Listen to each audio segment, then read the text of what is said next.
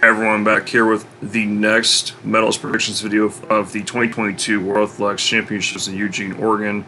I'm going to be predicting the men's 100 meters. Like I explained in the last video, I have to predict not only these finals, of course, but before that, I gotta go through the semifinals. So, did some digging, of course, just like I did with Tokyo. So this is no different from that video back in very late July. So this will be a slightly longer video, but I'm trying to get through it a little bit quicker than the last one.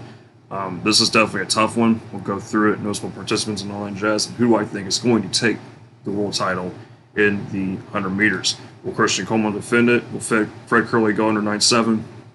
I'll answer those questions and more starting right now. Noticeable participants, we got a lot to go through, so speaking of the defending world champion, that's Christian Coleman. This year he has run 9.87. In the last couple of meets I've seen him race in, he's starting to show signs of 2019 Coleman. I will say at times he has also struggled this year just a little bit, like at the Prefontaine Classic. I got a little concerned about him, but I'd say with his heat tonight, he looked pretty solid. Great start, and then of course he decelerated. Didn't need to do anything else. Won his heat. He's running 9.76 in 2019. That won him the world title in Doha. Fred Kerley, I'll tell you this right now. If Fred Kerley keeps doing what he's doing in the 100, like if he, before I continue with Fred Kerley, Christian Coleman might have the best, among the best starts, of course, or he does have among the best starts in the 100-meter dash. Could arguably have the best. That's a fair argument to do. But Fred Kerley, if Fred Kerley executes the race he does, and plus he gets some decent competition, he doesn't fold, I can see something really special happening with Kerley. Kerley's very capable, I think, of going under 9.7. Not a bold prediction, it's a very real possibility. He just ran 9.79 in his heat, and I think he even, I think he kind of slightly backed off. He wasn't even going full on through the first 50 meters. So Kerley, the favorite to win gold for sure. But you got your USA teammate Trayvon Bromell, who's going to be riding your heels. Trayvon Bromell, of course, he missed the Olympic final last year by 1,000th of a second, which is absolutely ridiculous. Bromell's run 9.81 this year, very close to his personal best from last year. Bromell looked great in his heat too. Bromell, I think, with the home turf thing, home field advantage thing, I think Bromell should do better. I spelled his last name wrong. Sorry, I was trying to get to this quickly because it's about 1 a.m. And of course, the semis and the finals happen within 2 hours of each other Saturday night here in the States. But Bromell definitely also a threat to win gold, but Kerley's not going to be easy to beat. Marcel Jacobs, the defending Olympic champion, he has been having setbacks this year. He's ran 10.04. He's ran that twice, I believe, where he's ran 10.05 and 10.04. Either way, he hasn't broke 10 seconds this year. He's been dealing with injury. He had food poisoning, I think, at one point. But he holds the European record of 9.8 from when he won the Olympic title in the 100-meter dash. Marcel Jacobs looked almost as though he was a little scared to go fast in this heat. I'm not very sure if I can really trust him right now. I remember after he ran the European Championships or whatever, the 100-meter dash or whatever he won, he said that I think it was he started feeling discomfort again in his glutes, so I'm not totally going to be on board with him possibly. It's kind of scary right now, but Jacobs looked okay as he, I'm not really too sure where it's going. He actually ran next to Oblique Seville. Oblique Seville did not make the noticeable participants list in the Olympics video. He is certainly on here this time around because Seville has run 9.86 this year, and I do believe he can get close to his personal best. Seville's got kind of an unorthodox running form in these sprints, but I'll tell you this, Seville definitely could make the final. He may even be a threat to medal too. I wouldn't put it past you. He could bronze at least. I don't know about winning it, unless something completely ridiculous happens, but I just don't. And surprisingly too, nobody false started. I don't have wood anywhere near me, so I need to knock on some wood after this video, but hopefully we can keep the clean starts going, of course. But Seville, talented. And then you got Lasili Tabogo. He has basically just come upon us in like 2022. He has broken the under 20 world record in the 100-meter dash again, or something like that. He ran 994 earlier tonight, which is his lifetime best. I mean, Tobogo looked pretty damn good in this heat. He could make the final two. Darnell Hughes, we talked about him back in the summer. I do like Hughes. I had some faith in him, and sure enough, he made the finals in the 100 meters. So I can trust him a little. I can actually trust him to an extent too. He's ran 997 in this heat. I can definitely see him possibly going for a personal best. Abdul Sani Brown. Now, I haven't heard of him until tonight. He ran close to, and that's supposed to say 9.98. See, this is what happens when you start going through things pretty fast. I have a couple typos in. Nope, never mind. No, I typed it right. Never mind. Sorry. I was looking at Darnell Hughes. It's getting late. 9.98 he ran in his heat. Sani Brown. That's 100th of a second off his personal best. And he ran this time into a slight headwind. And he looked like he had a little bit more in the tank. So Sani Brown, I think, is very well capable of setting a personal best. May even make the final. Johan Blake, he ran 9.85. That is his fastest time in 10 years. Albeit kind of a stronger tailwind, plus 1.6, but let's not, take that and just say at the time's stupid. But 9.85 is, either way you look at it, it's a great time, especially for Johan Blake. Somebody's been dealing with injuries the last few years. Obviously, he is the second, basically tied for the second fastest 100-meter dash of all time, 9.69. Marvin Bracey of the U.S., he's run a couple of 9.85s, but those were almost illegal tailwinds. Then he ran almost as fast of a time like this with a strong headwind. But Marvin Bracey, definitely got a shot to go to the final, but I don't know. I'm a little skeptical of that. Akai Sabini, he's having a down year this year. Last year he was really good, and this year he's just been kind of. Some of these athletes, of course, the Olympics, with the hard load with the Olympics and whatnot, training for all that, I think some of these athletes are really kind of having a hangover year this year. Sabini's kind of one of them. The same with DeGrasse. We'll kind of talk about them at the same time.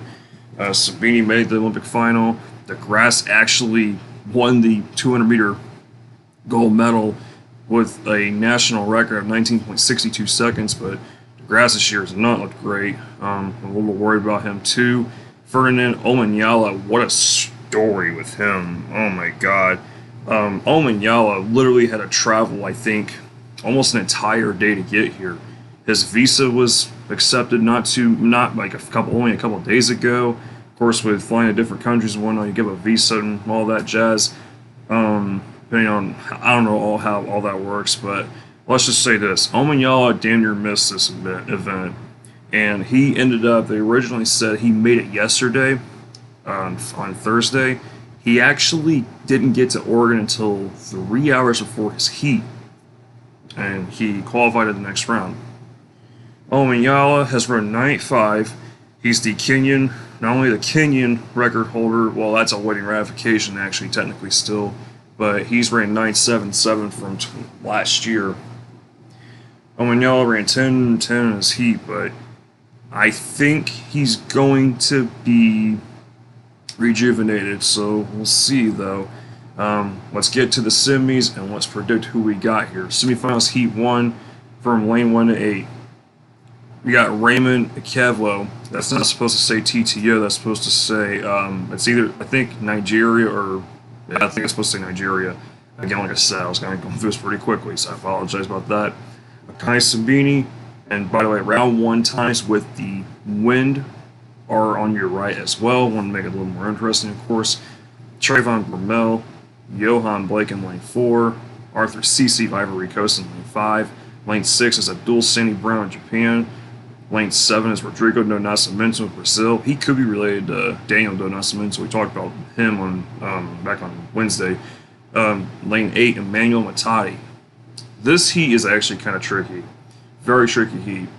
I'm very confident in saying Bromell will qualify, but the rest of the pack, pretty even. Because you don't know what you're going to get from Johan Blake. You don't know what you're going to get from Matadi. Matadi, I felt like that was pushing it a bit in his heat. I felt like Sani Brown had just a little bit more in tank. CC, I think, is just a little bit. I don't really trust him. He's ran some faster times with a decent tailwind behind him, so I can't really buy that too much. Akai Sabini's having a down year. So this is how I went with it. My picks are Trayvon Bromell and Abdul Sani Brown, kind of a safer route. No non-automatic qualifiers from this heat. Of course, those will come. By the way, the top 2 from the 3 heats plus 2 the non-automatic qualifiers have the fastest times outside of that. Basically, go to the finals. Semifinals Heat 2. I thought this was going to be the hardest heat, but in reality, this ended up being the easiest one to choose from. Because look at this. And by the way, this will probably end up being the fastest heat because look at this. First off, you got, I can't even say this guy's name. Riichiro Sakai, Japan. I'm just gonna leave it at that. Su Bingtian. Su Bingtian, remember he ran 93 in the semis last year in Tokyo, but this year he's only ran 10:15. That was his first race of the year. I'm not so sure if he's breaking 10, and I don't know. He started really fading hard after a good, decent start. Fred Curley, of course, ran 9.79. Crazy as hell, but Curley's the man right now. Edward Osai Keisha of New Zealand, he was as close to making a noticeable participants list. He actually set the national record in the 100 for New Zealand, and the old record was set by his dad. How cool is that, though?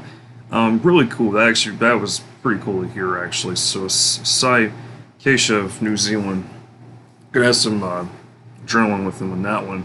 He ran in a slight headwind too, so you never know. Pardon me, Christian Coleman in this heat as well in lane 5. Lane 6 is Arnold Hughes. Lane 7, Andre DeGrasse. And lane 8 is Akeem Blake. Akeem Blake has run 9.93 in the past, but that was with a decent tailwind, I believe. Alright, here we go. From this heat, it's kind of obvious. Fred Curley and Christian Coleman are my automatic qualifiers. I also have Arnold Hughes qualifying basically outside of the top 6. The only other guy I can see making the finals is Keisha for New Zealand. Keisha, however you say his last name. So, like I said, with how DeGrasse has been performing, Su Bingtian hasn't really raced this year. Akeem Blake's kind of iffy. I very much stuck with Mike K. It's pretty straightforward at this point. Once you start kind of like nailing things down, it gets easier. Heat 3 ended up being the hardest heat to pick from. I mean, my God, I just don't know what to expect. There's a lot of uncertainty in this heat. We have Eric Cardoso of Brazil. Favor Ashe of Nigeria. Favor Ashe runs for Tennessee, by the way. He ran an illegal tailwind time of 9.79, which is insane. Of course, again, it doesn't count because it was like, I think the tailwind was like 4 meters per second. It was stupidly high. Marvin Bracey in lane 3 of the USA. Lane 4, the defending Olympic champion Marcel Jacobs. Lane 5, Vasily Tabogo. Lane 6 is Oblique Seville. Good lord, that combination right all in there from lane 4 and lane 7. Fernando Manala. Okay. Lane 8, Aaron Brown. Again, kind of went the safer route this time around. This is so hard to choose. I was like, I don't know if I want 4 USA athletes in the finals. I mean, it's a real possibility that could happen, but I just don't typically see it. Oh boy, some of you are not going to probably like this. I have Marcel Jacobs missing the finals because the way he's trended lately with his glute injury and whatnot, a glute injury can really stop you. I've had hamstring tightness and whatnot before and all that. I'll tell you this, that could take you out for a while without you really realizing it. I have Oblique Seville and Ferdinand Omanyala qualifying. Ferdinand Omanyala, that's a bit of a risky one because Omanyala did not look super great in this heat. He actually damn near came close to, I think, missing the semis. He wasn't too far off from missing the semis. But Seville, I'm more confident in. And you know what? I got really risky and put Tabogo. Now, Tabogo, here's the thing. When he ran Prefontaine, he ran 10.12. This time he ran 94. So I'm kind of trying to do math in my head. It's such a finicky one here. Ashe, you might want to watch out for Favor Ashe. He ran 10 flat in his First round heat. He's ranked 999. 9.99. Good lord, that sounded stupid. Marvin Bracey, you might want to watch out for him and Jacobs. This is extremely wide open. And Aaron Brown might sneak in there too. So, yeah, this one was really difficult. Lane, this heat was ridiculously hard pick. So here's my finalists to run it down quickly: Trayvon Bromell, Abdul Sani Brown, Fred Curley, Christian Coleman, Oblique Seville, Ferdinand Omanyala, Zarnell Hughes, Vasily Tobogo. Here are my medalist predictions. Bronze medalist. I did change this at just the last second. I'm going Trayvon Bromell because his history scares me a little bit to the point where I'm not sure if I'm confident putting him at silver. I was originally going to have him at silver, but with the fact that Bromell can lose it like that, it's worrisome because he just hasn't been able to put it together on the world stage yet like that. So that's why I ended up going Christian Coleman. This is real risky too because Coleman at times this year in 100 has struggled a little bit. But I think when it comes down to it, Coleman knows what he's going to have to do. And the way he looked in that first round heat told me, hey, I may not have to worry. But then again, though, you never know. You make one slight mistake and you're screwed in 100. My gold medalist is pretty obvious. It's Fred Curley. I'm going to make a bold prediction right now. I think Fred Curley is going to break 9.7. I think he's likely going to break 9.7. If he doesn't break 9.7 at the slowest I see him running in the finals, like 9.73, 9.74. I mean, he is on such a roll right now that it's hard to bet against what he can do. I mean, he's got some serious potential to enter in the top 3 all-time 100-meter times. I'm not saying he's going to run 9.58. I think the tailwind would have to be illegal if he were to run 9.58 or faster. Let's just put it that way. But thank you guys so much for watching. Hope you guys enjoyed this. The next video is going to be revolving around the men's 3,000-meter steeplechase. That one's going to be good. Looking forward to it. The final for that. And by the way, again, the semis and the finals for the 100, the men's 100, Saturday night.